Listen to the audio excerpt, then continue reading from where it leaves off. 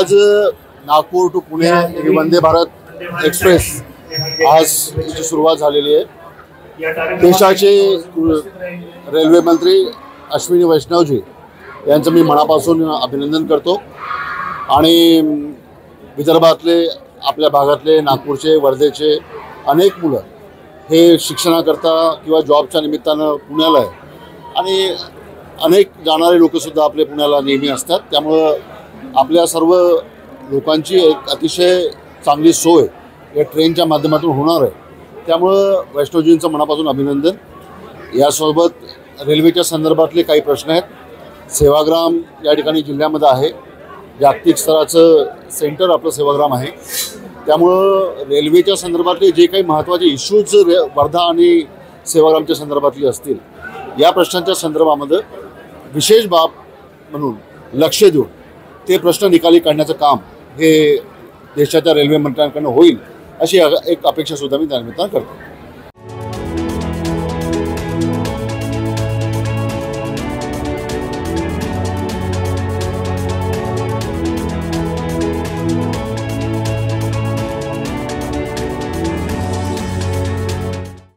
मध्य रेल्वेच्या पुढाकारातून आज आपण सर्वजण ज्या कार्यक्रमाकरता उपस्थित झालेलो आहोत ते म्हणजे मागच्या अनेक दिवसापासून आपल्या विदर्भातल्या जनतेची,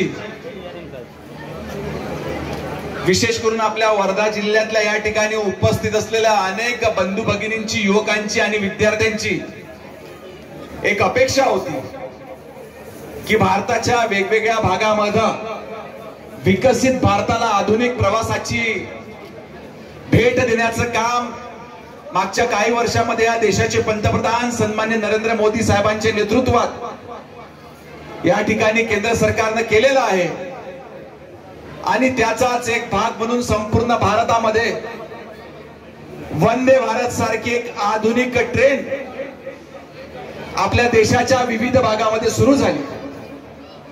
याच पद्धतीची एक ट्रेन, एक रेल्वे विदर्भातल्या प्रवाशांचा प्रवास हा सुखकर झाला पाहिजे, आरामदायक झाला पाहिजे।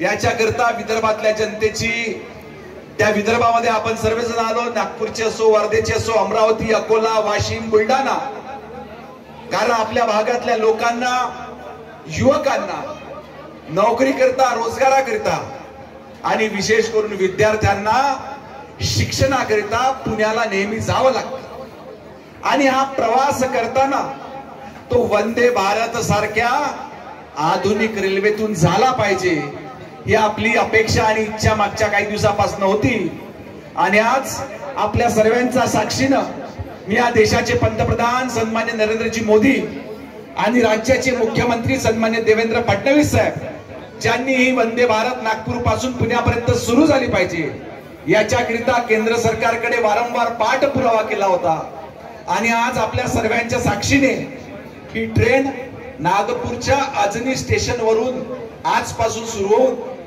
वर्धा, इथून बडनेरा, अकोला, पुढे असं करत करत दौंड मार्गे पुण्यापर्यंत जाणार आहे। निश्चितपणे याचा फार मोठा फायदा आपल्या विदर्भातल्या जनतेला आणि विद्यार्थ्यांना होणार आहे। याच्याकरता मी आपल्या सर्वांच्या मते माननीय पंतप्रधान नरेंद्रजी मोदी यांचं मनपूर्वक ऋण व्यक्त करतो। आजच्या या उद्घाटन प्रसंगी मध्य रेल्वेच्या पुढाकारातून या ठिकाणी उपस्थित असलेल्या विद्यार्थ्यांच्या वेगवेगळ्या सांस्कृतिक कार्यक्रमाचं आयोजन देखील करण्यात आलं होतं। त्या कार्यक्रमात उपस्थित असलेल्या सर्व विद्यार्थ्यांचं मी मनपूर्वक अभिनंदन करतो। विशेष करून आमचे माजी खासदार सन्माननीय रामदासजी तडस यांच्या मागच्या 10 वर्षाच्या कार्यकाळामध्ये आपण वर्धा जिल्ह्यातले जवळजवळ सर्व रेल्वे स्थानकांचं नूतनीकरणाचं काम त्या ठिकाणी पूर्ण केलेलं आहे। इतकंच नाही तर त्यांच्या पुढाकारातून वर्धा जिल्ह्यात अनेक नवीन राष्ट्रीय महामार्गांची देखील निर्मिती करण्यात आली। याच्याकरिता त्यांचं देखील मी मनापासून अभिनंदन करतो। येणाऱ्या काळामध्ये या रेल्वेच्या माध्यमातून अनेक मंडळी, आज या ठिकाणी अनेक मंडळी जी शेगावला अगदी नित्यक्रमाने जात असते, सर्व गजानन भक्तांची देखील मी मनापासून या ठिकाणी अभिनंदन करतो की येणाऱ्या काळामध्ये आपण जे नित्यक्रमानं शेगावला जात असतो त्यांना देखील हा प्रवास सुखकर होणार आहे, कारण शेगावला देखील या देशाचे पंतप्रधान सन्मान्य नरेंद्र मोदी साहेबांच्या सूचनेवरून त्या ठिकाणी थांबा देण्यात आलेला आहे. त्यामुळे मोठा फायदा आपल्या या सर्वातल्या गजानन भक्तांना आणि प्रवाशांना होणार आहे. मी आज आपल्या सर्वांचा जास्त वेळ घेणार नाही, परंतु मागच्या 2014 पासून साधारणतः 10 ते 11 वर्षामध्ये अनेक क्रांतिकारी निर्णय, अनेक आधुनिक बदल आणि विकसित भारताला अधिक तेजानं, अधिक गतीनं पुढे नेण्याचं काम या देशाच्या पंतप्रधानांच्या नेतृत्वात या भारतातले सर्व नागरिक करीत आहेत. अधिक सकारात्मक भूमिका घेत अधिक नवीन नवीन कामं आपण त्या देशाच्या विकासाकरिता कसं करू शकू याच्याकरिता सर्व जनतेमध्ये समन्वयाची भावना निर्माण करून अधिक विकासाच्या दिशेने वाटचाल आपण सर्व मिळून करू. याच निमित्तानं आज रक्षाबंधनाच्या देखील मी या ठिकाणी उपस्थित असलेल्या सर्व भगिनींना मनपूर्वक शुभेच्छा देतो आणि माझे 2 शब्द संपवितो. धन्यवाद.